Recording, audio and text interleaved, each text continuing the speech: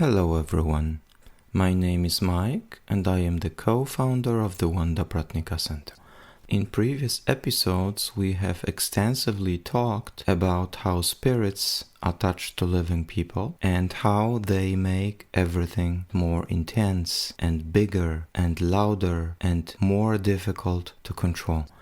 Today I am going to talk about two very specific examples of that, and that is jealousy and greed. We all feel jealous sometimes. It's just a natural emotion, and that is just part of being a human. But there are cases where normal jealousy turns into something that tears apart relationships, families, and even sometimes entire lives. It is becoming an obsession, so it's a trap, and the person caught inside almost never understands how they got there and why it keeps getting worse and worse.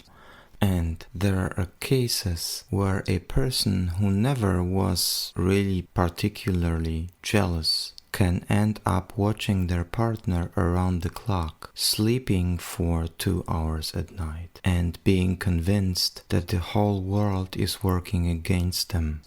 In the end, I am going to talk a little bit about forgiveness.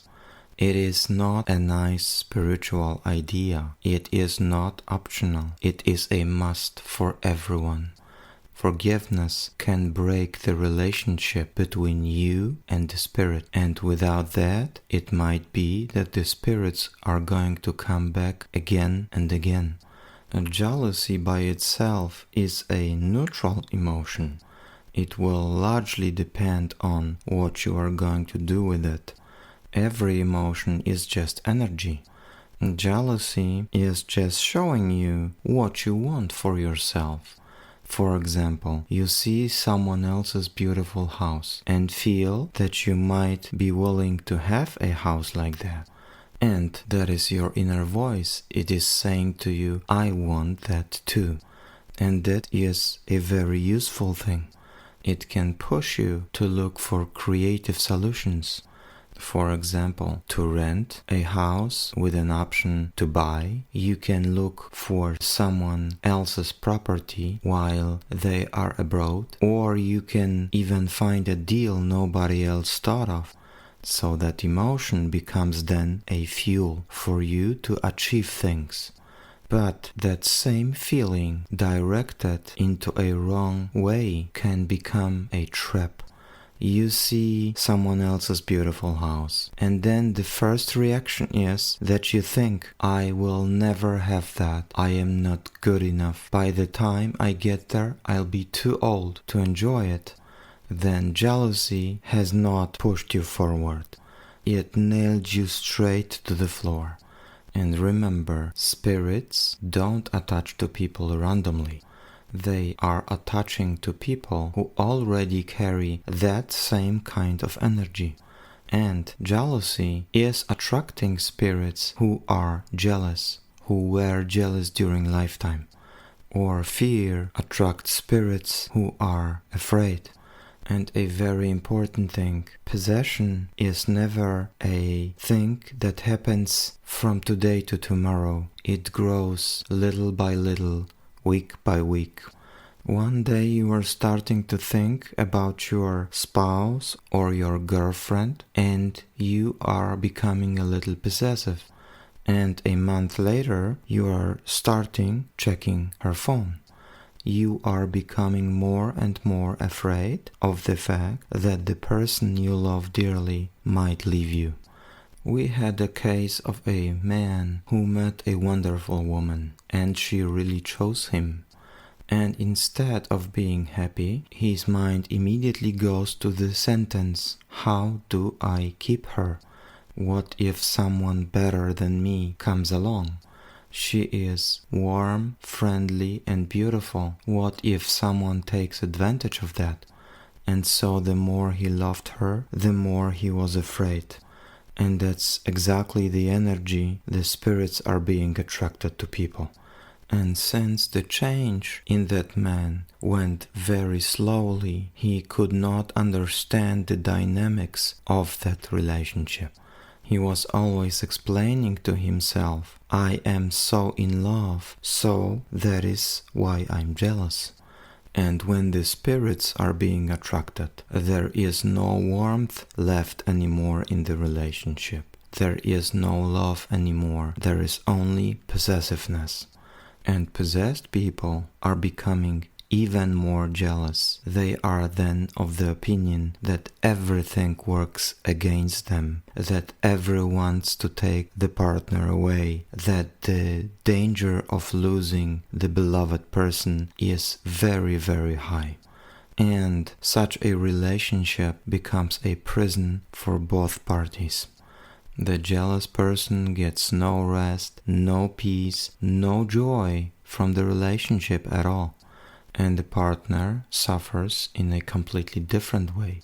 It is unable to breathe, unable to prove its innocence, accused again and again of things they have not done. And so both parties are trapped and both are victims. If the jealousy issue starts early in a relationship, then the partner can often find the strength to leave. But if jealousy arrives after 20 or 30 or even more years together, after having children, grandchildren, a shared house, it is a completely different matter. And everything they've built together becomes part of the trap. And greed works exactly that same way. Sometimes people think that jealousy and greed are different or very different problems. However, the mechanism in itself is identical. For example, a person who tends to be a little careful with money becomes a target for spirits who are very much afraid how they will survive. And from a comfortable family living on a good standard, you are going week by week, month by month in direction of poverty.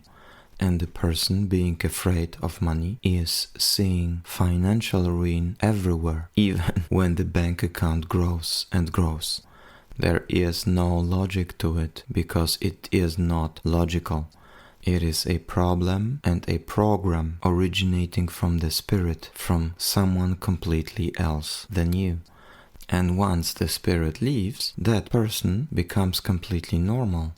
And often they have no idea why they behave that strange way. And now a couple of words about forgiveness. We sometimes have situations when cleansing people that the spirit keep coming back. It leaves and then it returns. So we are removing the spirit, but the person is attracting the spirit back. And in most cases, that means that there is a wound that has not been healed yet, a grief that was never properly processed. It is something that still feels unfinished. The spirit cannot move completely to the other side because the emotional thread connecting that spirit to the living person is still there. And forgiveness is exactly what is cutting that thread. And please understand one thing. Forgiveness is not about being kind to someone who hurt you. Forgiveness is widely misunderstood, and I want you to be clear about what it really means. It absolutely does not mean that the other person who hurt you was right. And it also doesn't mean that what happened in the past was okay. And it doesn't mean that you have to feel good about the people who hurt you or to ever see them again. Forgiveness means that you are finally ready to let go of the burden that you are carrying. You are not doing that for the sake of the person who hurt you. You are doing this for your own sake. And that shift in consciousness is what changes the entire thing in many cases. And there is a great method, we call it the letter method, that helps extremely when it comes to forgiveness. You just take a blank paper, you can write it to the person who hurt you, you can write it to the spirit who is making you problems. And then you write about what you think about the whole situation. You are writing about the pain that you've experienced. You are expressing the anger for the person who hurt you or the spirit. And you should never edit yourself. And you should not try to be fair or reasonable. You should write about every resentment, every old hurt, every accusation that you might have. And that includes also you. And write as long as you feel on the inside that you are really, really empty. And if something rises to the surface, again, in a few days or a few weeks, write another letter.